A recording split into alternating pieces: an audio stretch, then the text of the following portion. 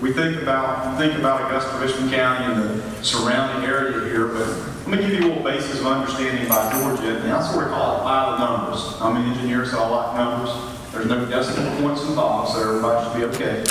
But we have to remember that Georgia is the 8th most populous state in this nation. We lose sight of that. You're sitting here in the 2nd most populous city, right, in the state, but we're 8th overall in the nation. And that's something to be proud of and continuing to grow, which is very important. We have the 10th largest transportation system in the nation. I think most people lose sight of that. They always think about other states. But as the state, with the city streets, county roads, state network, we have the 10th largest transportation network. We're 8th in population, 10th in transportation network. Can you see a problem there with congestion and mobility? We got more people than we got transportation network. So that's easy math. Every day, there's 300 million vehicle miles traveled across this state. So everybody that drives every day drives an aggregate total of about 300 million miles a day. Isn't that amazing? I mean, when you think about border to border, people coming in and out of the state, traveling through the state, it's huge. But until recently, Georgia ranked 49th in per capita spending for transportation. That's not something to be proud of. 49. That's changing now. I think maybe you've heard of some recent legislation about increased funding for transportation and how big that is. I'll talk about it a little bit more. Georgia has been ranked 10th overall in the nation for how it relates to transportation and how it spends its money on taking care of roads and bridges, how our congestion is as a state, how we deal with fatalities, the number of transportation fatalities, and I'll talk about that a little later as well. Back in 2009 and 10, those years, 2009 and 10, we were ranked 10th. We have backslid all the way to the last time that was done, independently done. We went to 13th, and that was part of that 49th per capita spending. We backslid. But if we've been 49th in per capita spending and still 13th is overall best in the nation, that's a pretty good return on investment, right? I mean, you're at the lowest spending per person, but yet we're hovering right around top 10. That's a pretty good return on investment. But it takes a lot of people to do it. And Kyle, here's Kyle Collins out of our district office. It takes him and 4,100 more employees of Georgia DOT to get it done, to take care of our 18,000 miles of roads that we have. And it's a big effort. And not only that, as you think about Georgia, critical needs to Georgia, and right here in Augusta is a perfect example of that, is bridges and infrastructure. We have almost 15,000 bridges across the state. And it's amazing that the average age of a bridge in the state is about 44 years old. But if we replaced our bridges when they became 75 years old, about time to get a knee replacement at that point, right? Time to replace a bridge.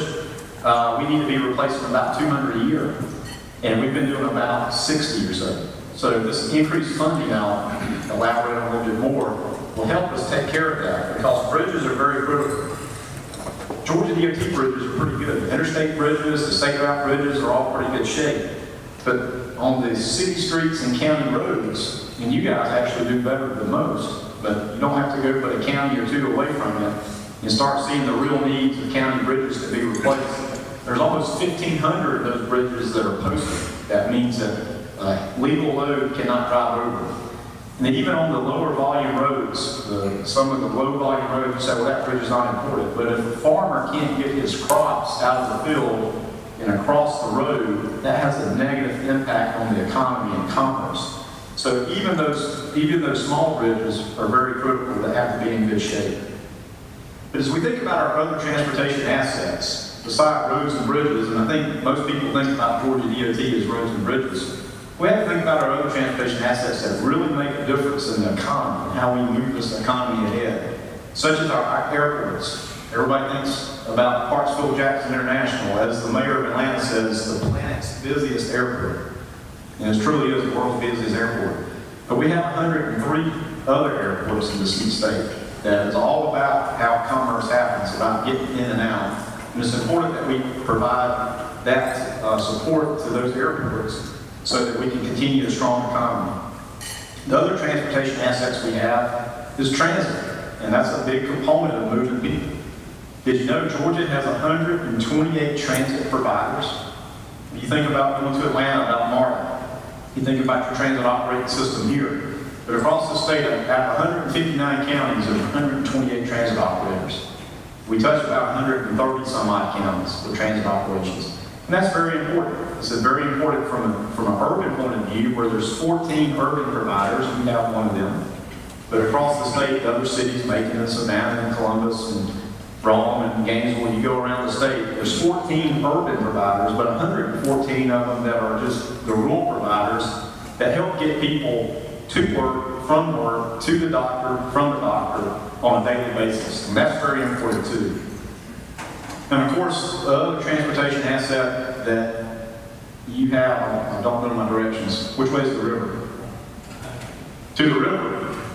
The river provides a tremendous asset to this state as it reaches the ocean in the Savannah Garden City terminal of our port, the 4th busiest container port in the nation, which is fantastic and continuing to grow. I'm not sure if you've tracked along, but on the West Coast there was labor relations difficulties over in San Diego on that side. That business came to the East Coast, and the Georgia Ports Authority has been benefiting from that and actually having residual people that looks like they're continuing to do business even though the labor relations have been solved. What a tremendous asset we have in Georgia.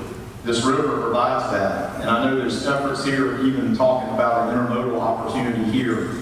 As we move freight across this nation and across this state, it's critical that Georgia and you locally have the wherewithal, the facilities, the capacity to handle the freight, because all of us, including most of our spouses, love to order something off of Amazon and hope it's there tomorrow or the next day, right? And it's amazing how freight logistics have really changed how we live, in fact. You don't have to go out and shop anymore. You can do it right on your laptop or your iPad or what have you.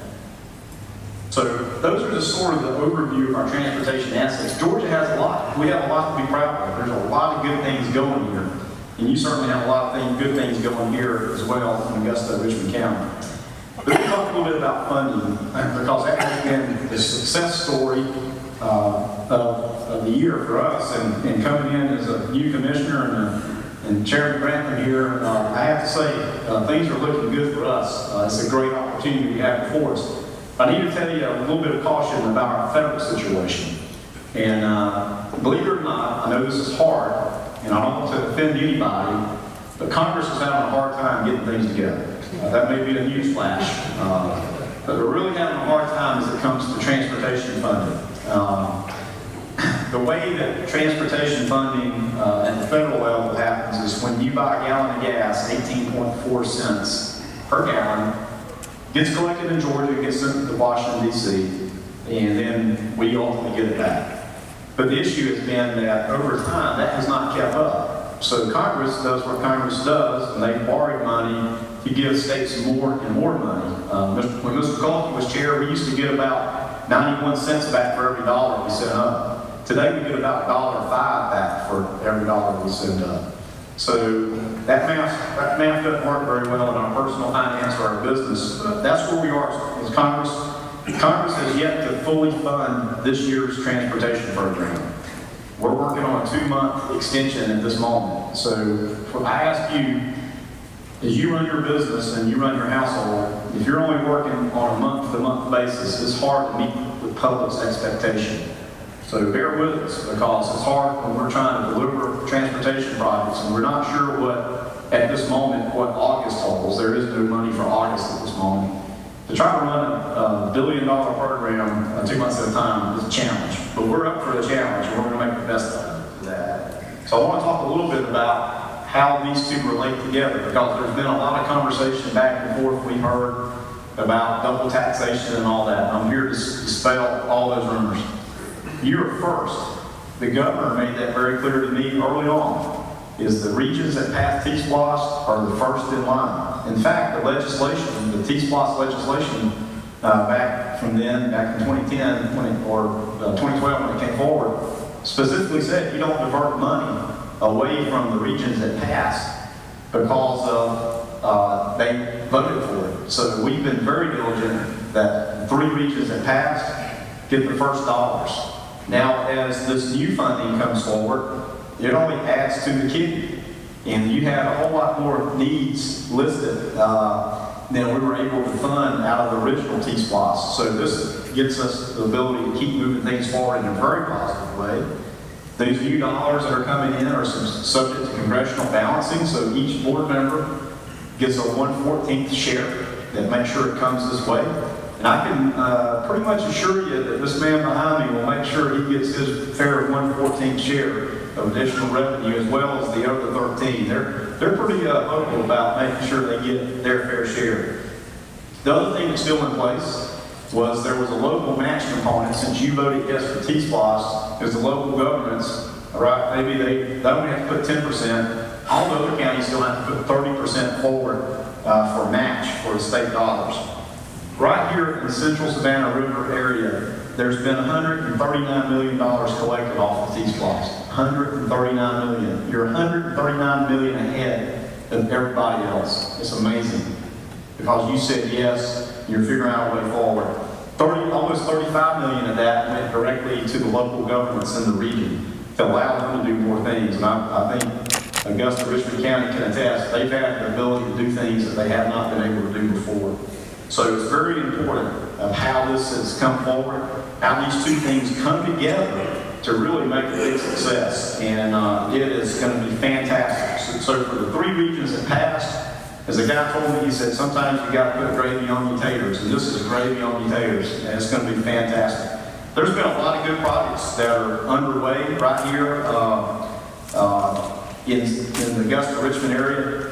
Just ride around and look. There's probably more construction going on in this region and in this area right here in Augusta, Richmond, and up in Columbia County than anywhere in the state at one time. As you drive around, you can't help but not miss all the projects that are going on. So a lot of fantastic things ahead. We're actually, this December is the first band of projects. We had over 3 years, and we entered the 4th band.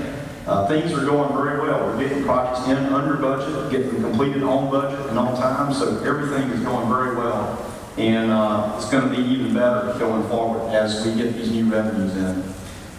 Sort of lastly, before I conclude, and I certainly respect everybody's time, but one thing we have to focus on, and I'm so glad to see the build the little easels in the back as you come in and go out, is something I have to ask for your help with. And that's curbing the number of fatalities that are happening on our roads. We've seen an alarming rate of increase in fatalities this year over last year. So much to the case that it looks like we're about to reverse a trend as fatalities have got less and less each year, that they're beginning to trend back up.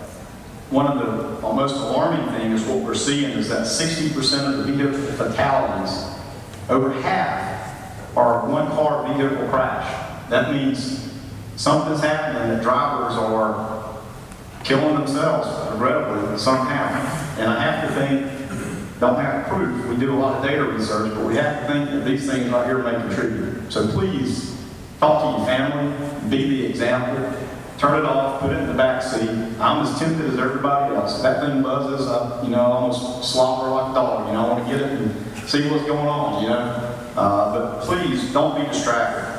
What we've also seen is 62% of those fatalities are not wearing seatbelts. I think we all get it. Buckle up. No matter if you're just going around the block or just running to the store. Please share that with your families. Buckle up. And the last thing is just stay alert. No drowsy driving. We all get, I think everybody gets, mad and no drunk driving, but drowsy driving, which I think, it's easy to nod off and get a little comfy, especially this time of year. Get that AC, get cranked up, feel comfortable, and you get a little drowsy. Just stay alert. But please share that, and please be the example to your friends and your family. We've got to curb this. I can tell you, law enforcement is taking it very seriously. There was increased patrols and stops.